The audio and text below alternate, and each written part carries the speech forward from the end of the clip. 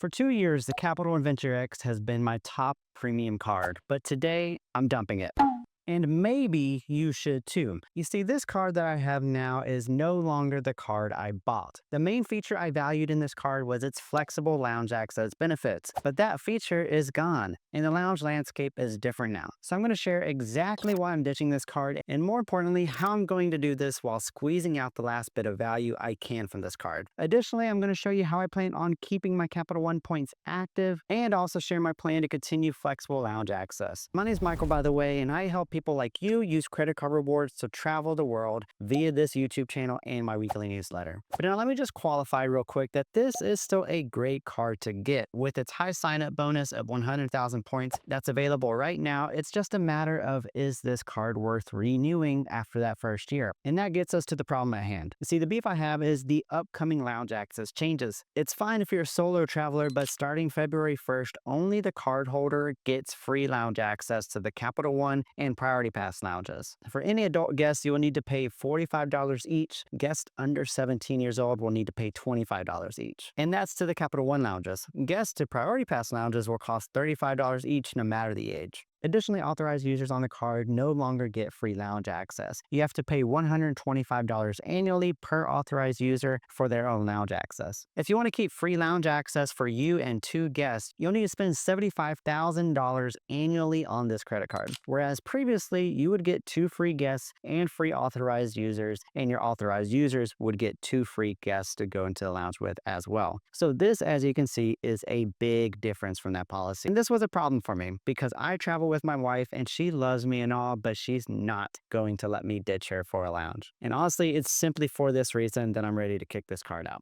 So now you might be thinking, but Michael, with this card, you can easily recoup the value of the annual fee. It's only $395 and you do still get $300 travel credit and 10,000 points on your card anniversary. Neither of those 2 benefits are changing. So am I overreacting? Maybe. I don't know. Here's my thought process though. With the lounge access changes, the only benefit I'm really getting from this card is the 2x points I get on each purchase, which I personally have other credit cards do the same thing. The Amex Business Blue Plus and the Citi Double Cash, for example. So if I continue to keep this card, I'm really just doing a currency exchange. You know, I'm giving $395 in exchange for a $300 travel portal credit and 10,000 points. I'd rather just keep the cash and invest it in a new card with perks I want, or for another card with a sign-up bonus that I want, which we'll get to that in terms of which one I pick later on. So with all this said, I think we have the why firmly established in terms of getting rid of this card. Let's now talk about the how we get rid of it. Because I don't want you to cancel this card simply because you don't need to. There's another way. Instead of canceling your card, we're going to downgrade it. This gives us 2 benefits. One is that it keeps your credit history nice and long, because even if you change products,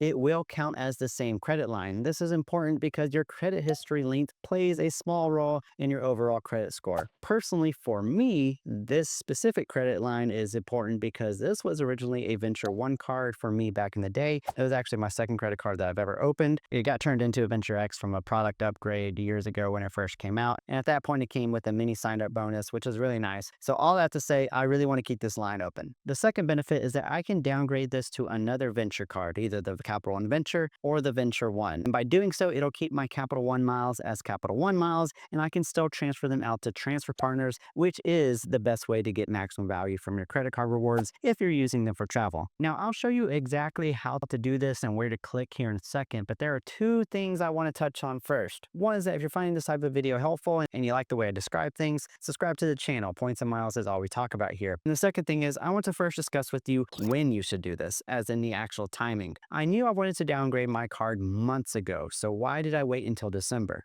Well, that's because December is when my anniversary is coming up. No, not with my wife, but with the Venture X. You see, the annual fee isn't expected to hit my account until January, but the $300 travel credit does hit now in December on my anniversary. Now, how do I know exactly when my travel credit is going to hit? Well, that's because Capital One told me so, and you can see it whenever you go to the travel portal. So I waited until the 20th, which was a Saturday, so my credit didn't hit until Monday. I got the travel portal credit, I booked a hotel in Fredericksburg, used that credit, and then downgraded my card ASAP before the annual fee hits. And the reason why I say ASAP is because there's been a lot of statements out there that say once the fee hits your account, Capital One is a bank that won't refund it. I can't speak on that since I personally didn't risk it to see if they would cancel after it's posted. But nevertheless, that's how you squeeze out another $300 before downgrading your Capital One Venture X. If for some reason later on down the road they somehow charge me for that $300 credit on the hotel after I post this video, I'll let you know in the comments. But now let's say you're not interested in doing all that,